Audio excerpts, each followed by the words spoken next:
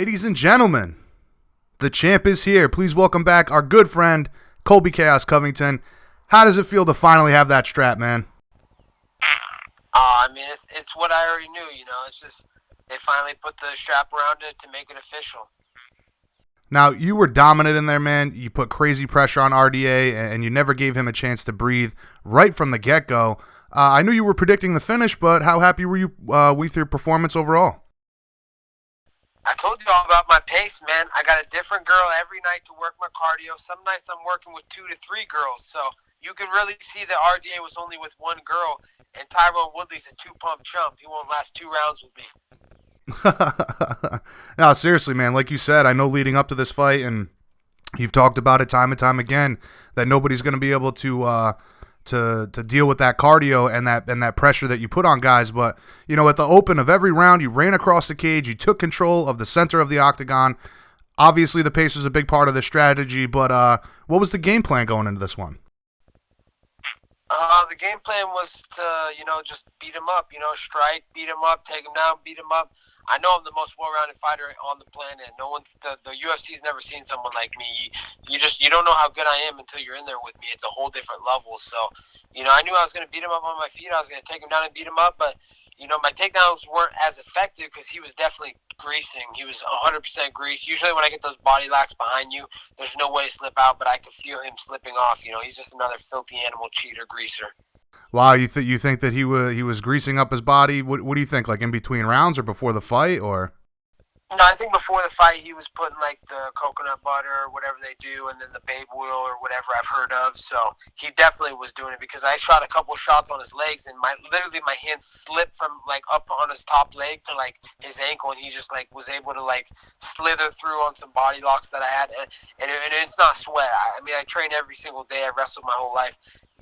I know grips and I know positions, and I know when your body's extra sweaty and greasy, and 100% when I was shooting a couple of takedowns I could feel the grease on his back and on his legs. Now, were you surprised that RDA shot for his own takedowns toward the ends of the fight, or do you think he was just getting desperate there? Yeah, I think he was getting desperate. I rocked him with a couple good shots, and I could see his eyes roll in the back of his head, so he went for a quick shot, and, it was good timing. He's probably the first guy to ever take me out of the UFC, so, he should put a little feather in his cap because he just let down all of Brazil, and he's definitely a public enemy in Brazil and all the world, man. Everybody wants to see me lose, but it ain't happening, man. I walk the walk. I talk the talk, and I walk the walk.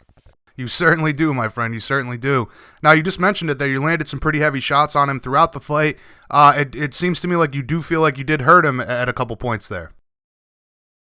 Yeah, absolutely. I landed a couple big elbows on the cage too that I could feel like his body kind of go limp, and I could really feel the energy start to suck out of him after those elbows. And I noticed when I think I got a couple of good ones in the first and second. I could notice when he was coming off the stool in the third, he just didn't have the same energy, and you could tell he was kind of defeated. He was putting his head down like, "Fuck, man, I'm not going to be able to hang with this dude." So he knew I was on another level, and I did exactly what I said I was going to do to that little soy boy. You certainly did, man. Now, you silenced so many doubters with a performance like that. Anybody who thought that you didn't belong in that position, even RDA himself was saying that you didn't stand a chance, yet the odds on fight day, they moved, and you became the favorite. Did you know that you became a slight favorite going into the fight on, yesterday night? Yeah, I knew because my buddies, they like to troll me a little bit. They were like, "Yo, you're a big favorite, so we were gonna put down 50,000, but we only put down like 15,000." So they said that probably moved the line. They were like, "Oh, we're out in Vegas. We just put down 1,000 at plus 110. You instantly moved to negative 110." So all my friends were trolling me, and they always like to add extra pressure and tell me about the odds. Wow, that's rough. But right? Again, well, listen, man, with all that considered, do you think that you're finally going to get the credit and the recognition that you deserve? And do you think that the rest of the division is now looking at that pressure and that cardio and getting worried? I'm not out to look for the credit I deserve. I'm the world champion. This is the undisputed belt. Woodley's been out for almost a year now, so everybody knows who's at the top of the mountain. And whoever makes it to the top of the mountain, I'm going to knock them down one by one. Obviously, first up on the Nerd Bash guest list is Tyron Woodley. We're going to have a little date, hopefully at Madison Square Garden by November. But, I'm not worried about what anybody thinks. I've never cared what people thought of me. I don't care what they're saying about me. None of that matters when I go put this belt on Donald Trump's desk. Yeah, no, I know, man. You've always, like you said, walked that line and not giving a shit what anybody thinks. But I think that leading into this fight, man, looking at social media, seeing all the doubters, you really did silence so many people. I mean, like you said, Snowflake Armageddon commenced last night, man. Yes, it did, man. My last 3 fights, they've been saying the same shit. Dungham Kim in Asia, number 6 guy in the world. Oh, you got no chance, Colby. You're not going to beat him. Everybody was talking, and then Snowflake Armageddon. They're all crying. They got the tissues. I go to Brazil. Oh, you have no chance against Damian Maia, last title contender. You're going to get choked out. Blah blah blah. I go and completely destroy him. Same thing last night. No one was picking me on the Fox Sports desk. No one was booking me in the media. Everybody was picking RDA, and I did exactly what I said I was do. So. You can keep doubting me, but you're just gonna keep fucking getting let down and losing your money if you're betting against me. For sure. And again, man, like you said, you walk the walk, you talk the talk, and the results speak for themselves. But you were mentioning Madison Square Garden. You've been very clear that you want this fight with Woodley for that event. Woodley took to Twitter after the fight. He said that you're a warm-up round for him. He told Dana White to get the fight together as soon as possible. What's your response to that? And has the UFC said anything about making Madison Square Garden a possibility for you? That's fake news, whatever he's saying. Everybody knows everything he says is just looking for attention, trying to get some media draw to him. I mean, when's the last time the guy fought? You probably fought more recently than him. That's how sad it is. I mean, the guy doesn't even fight anymore. He's doing his little rap albums. He's doing his little TMZ talking about the Kardashians. He's trying to do his little B-list movie roles. So, the guy has no fight left in him. He's been trying to look for that one last money fight to retire on, and it just so happens that it's going to be me. I'm going to be the one to retire him. Yeah, you've definitely become the money fight, man. I think everybody. We've talked about it at length on the show, you and I, about. The brilliance of what you're doing here with promotion and marketing, and I think people, might finally start to take a page out of your book, man. But at the post-fight presser, you had a water bottle labeled "Nerd Tears." Are those tears as salty as I imagine they are? Oh yeah, man, they're extra salty, but they're juicy and they're savoring. So, it's awesome to hear all the nerd tears and have all the people I know I'm in millions of people's minds right now, and they're just fucking pissed off, and they're going to have the worst week of their life. So the nerd tears are in full effect. I love them. Now, you mentioned the Fox desk and how nobody was picking you. The interview with Bisping, man, he seemed to really go after you. John Anik said it was pretty uncalled for. I think it shocked a lot of people. Just after a guy wins the title, he goes out of his way to insult you. What was all that about?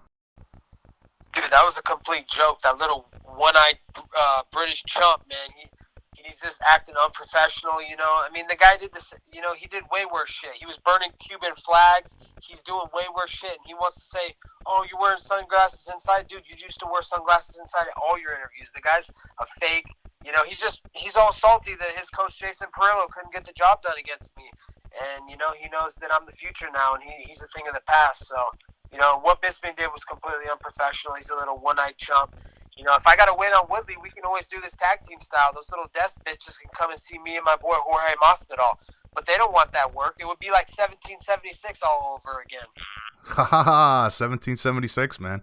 We actually, Rhode Island, we everybody says that, Boston started the revolution, but in Rhode Island, they burned the HMS Gaspee way back in the day, and that was really the start of it. It's funny you mentioned that because they just had the Gaspee Day Parade yesterday. But, speaking of interviews, last time we talked, you had plenty to say about Joe Rogan. Then a few days later, you kind of stepped back from those slap comments. I'm wondering, did he reach out to you, or did you just have a change of heart? Me and Joe have always been good friends. Joe Rogan is the man. He's got the best podcast in the world. Okay, fair enough. I agree with you. I listen to it all the time as well. And in regards to heart, man, you obviously showed a ton of heart in there for the fight. But the Embedded series, we got a glimpse at a different side of you. Enjoying the time with your sister and your father. clearly you're a family man at heart. Do you plan on showing the fans a bit more of that side going forward? We'll see. They don't really deserve that side because most of the fans, they want to hate on me. So, they want to go over to my sister's DM and say some nasty stuff that, they'd fuck her and she should be sucking his dick, and talking shit about my dad. So, I'd like to keep, business away from family. I'm all about family first. I love my family, Team Covington all the way, but I also, want to keep business and family separate. I'm on a unique journey right now, and I don't want to bring them in the middle of the heat. Yeah, that's pretty disgusting that people would even say some shit like that, man. That's awful. And like you're saying, you really don't want to expose family to that kind of bullshit. So I'm sorry to hear that people are even stooping to that level. Yeah, it's all right. It's just people are emotional and they don't know what to do. They can't see me losing. All I do is win, and they're just frustrated and they're just trying to, they don't know what else to say. So they just think that saying negative things is going to make them feel better about their pathetic nerd lives. Right. Well, sticking with the supervillain Colby, I gotta say, man, you certainly brought the chaos to Chicago. You said some pretty hilarious stuff during fight week. But has there been any love from the fans in the Windy City? Yeah, dude. The funny thing about the Windy City is, all the Chicago fans are booing me when I come out. The whole arena was loudest. I mean, dude, the loudest you're gonna hear in an arena. When I came in, they're all booing. Everybody was on their feet. And then by the second or third round, the first round they're booing, second round they're booing, but by the end of the second round, everybody's chanting USA, USA, and they all fucking turn. So, it was hilarious to see all these, these little puppets. I'm the puppet master, and these are all my little puppets. So it was funny to see them turn so quick from booing to cheering for me and saying USA. Yeah, I got to tell you, man, on the walk out there, I was waiting for somebody to throw some shit at you, and I'm glad that nobody did, but I thought for sure that was going to happen. Yeah, I thought for sure too, but the UFC, they got a great security team. They make sure that I was completely taken care of, and they watched all ends, so I can't thank the UFC, Dana White, Reed Harris enough for, the 5-star treatment, man. They protected me. Everybody knows I'm a supervillain. Everybody wants a piece of me. So the fact that, they put me in a private hotel, had private security, private hotel for me all week, I got to give a lot of love to Dana White and Reed Harris. Now, how long are you sticking around Chicago for? I'm going to stick around Chicago till tomorrow. Okay. Now, by the way, it was very cool to see Gamebred in your corner. Did you guys get a chance to share that moment of all the hard work you guys put in together with that belt backstage? Of course, man. It's crazy how, we started this journey 8 years together. The first person I met was Gamebred, Jorge Masvidal, when I went to American Top Team. We've been training partners. We've been through so much stuff together, man. It's unbelievable. We lived together for, together for 2 years in a shitty apartment, just scraping by, getting ends meet, just to be able to go to the gym and ride our bicycles to the gym. So, to go through that and get a world championship, it's everything that we envision. We've been talking about this for a long time. Me and George had these dreams, we're going to be world champs, and now I'm world champ. He's in the top 10. He's got an opportunity to make his way up to a world championship title shot. So, it was a special moment for me and George Masvidal, man. I really took it in. Good. I'm glad to hear it, because I know speaking to both of you guys over the years, or this past year rather, knowing how much hard work you put in together and how you both are so loyal to each other, have each other's backs throughout this. So it was cool for me to see him in your corner. But speaking of teammates, man, what did you think about the main event? Your teammate, Yoel Romero, did he get robbed in your opinion? And should there be a third fight? Yeah, I thought he got robbed. Where's the 10-8 scoring system? I mean, he dropped Whitaker multiple times. He had Whitaker, in danger multiple times. But, I don't know, man. I don't know what the judges are thinking. That's what sucks about our judging system. You just never know what's going to happen when you leave it in the judges' hands. But what do you think? Who you thought won? To be honest with you, man, for me, it was like it all depended on that 10-8. If they scored a 10-8 for Yoel, then it would have been, a draw? I mean, I think it was one of those fights where you could have called it a draw, and I wouldn't have complained, to be honest with you. That's what I was calling for, too. I was sitting next to Megan O'Leary, And she was like, "Oh, how do you think you scored it? How'd you score?" I was like, "Honestly, I think it's going to be a draw. Like, there's got to be a 10-8 round in there for UL. He dropped him so many times, but Whitaker had a lot more significant strikes, and the strike counts was on Whitaker's side. So, it was a really evenly matched fight, and those are definitely the two best middleweights in the world. So, I'd love to see him throw down again. Both fights were super epic fights, so I'm sure the fans want to see it again too."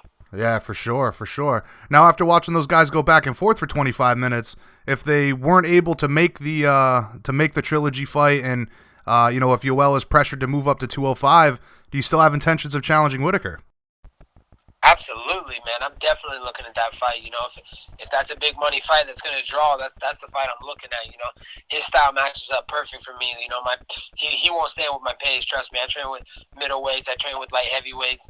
They all say the same thing. My pace is just too much. My cardio, my lungs are just way too much for anybody. So that's definitely a fight that I'm looking at in the near future. All right. Listen, man, I greatly appreciate the time. I just have a few more questions here for you. I've got to ask about the John Jones beef. You said some stuff about him this past week. He responded, called you a disgusting liar. Honestly, though, are you just being the supervillain here, or are you just being completely honest about the guy based on what you know? Fuck John Jones. He needs to worry about himself. I'm over here doing me. He's got a lot of growing up to do, Jason. Okay, fair enough. We'll leave it at that, man. But again, you made a ton of headlines with that stuff, and then the way he's gone back after you, I was surprised that you didn't have more to say about it. But I figured I'd close out with the Trump stuff, man. You've been very critical of the sports teams that were refusing to go to the White House. You referenced Trump this week several times. You and Gamebred have had the Make UFC Great Again campaign for a while now. Are you getting a lot of backlash from being a Trump supporter? And do you think you'll be able to make that visit to the White House happen with the belt? Yeah, I get a little bit of flack, but man, let's be honest, man. The Philadelphia Eagles are a joke. I mean, all they're doing is virtue signaling. They're just a bunch of prima donna millionaires looking for a photo op. If they want change and they think change is necessary, get off your damn knee during our national anthem and put your time and money and effort into effectuating some change. These lazy, entitled, silver spoon douchebags. I don't see them in the inner cities. I don't see them spending their time mentoring the troubled youth. I don't see them spending money to build youth centers or educational facilities. I don't see them trying to arrange meetings between community leaders. All I see is them taking 2 minutes on their $1 million work day to disrespect the men and women who risk their lives every day to make our country safe and free. At least you're smart enough to do that in the shitty National Football League that nobody cares about anymore, because if you tried that garbage at the UFC, I would jump out of the cage and beat some respect into all the Philadelphia Eagles. Now, Dana White has said that he can probably make it happen for you. Have you discussed that with him at all? Yeah, we're in talks right now, and we're gonna get it done for sure. Now, if you were to go, man, what would you say? Would you have an agenda at all, or would you just be honored to visit the Commander-in-Chief in the Oval Office? Oh man, I would have to throw some ideas around to make the U.S. great again. That's what it's all about. Me and him are, I'm addicted to winning, just like Donald Trump. I'm the great American winning machine. So I got a lot of things that I might be able to bring to the table and help out. I just might be running for governor someday in Oregon or something. I'm definitely thinking about running for president for Brazil, because I know they need a new president. Their president got impeached. Yeah, there's some crazy shit going down in that government, huh? Yeah, so who better to come over there than the biggest name in the game, Colby Covington, and definitely the biggest name in Brazil right now.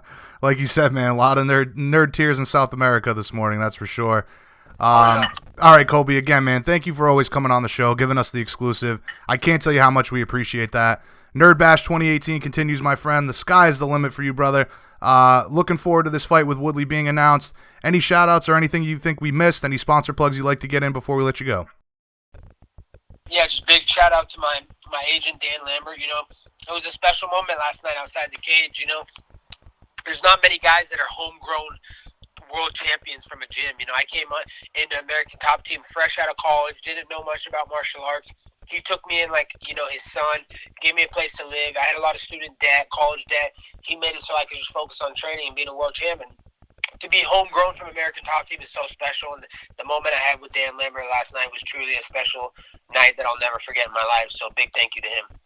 Yeah, for sure, man. I think you see that a lot in the sport. Guys will jump around gyms. There's no real loyalty, and you have been loyal to Dan and that team for your entire career, man, so I agree with you. Very special moment there. But again, brother, enjoy the fruits of your labor. Let me know when you're headed over to Hawaii. We'll hook you up, and we'll catch up again soon. Greatly appreciate the time, man, and congrats on finally winning that title. Thanks, brother. I look forward to talking to you soon. All right, man. Have a good night. All right, later. Later.